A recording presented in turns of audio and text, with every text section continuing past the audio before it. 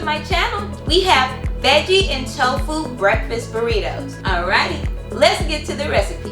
Alrighty, we're going to start off with 2 cups of fresh spinach, 1/2 cup of fresh mushrooms, and a whole bell pepper sliced up. We're going to add that to a saucepan over medium heat and add a teaspoon of steak seasoning.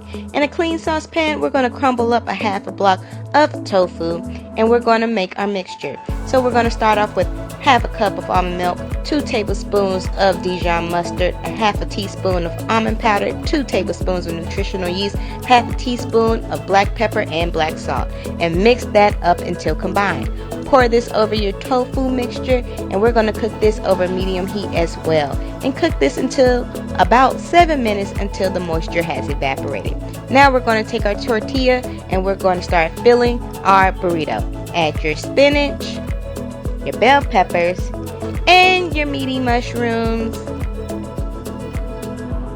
and then you're going to add your tofu / eggy mixture on top.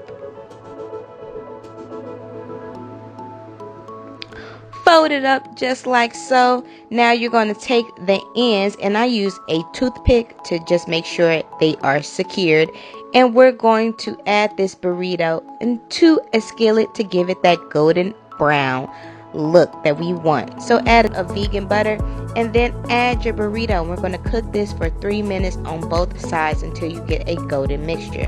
Now for the dipping sauce, you're just going to add your peppers and your plant-based yogurt and mix it up. And there you have it, these easy and super delicious breakfast burritos. You can freeze these up to 2 weeks and they're super duper yummy.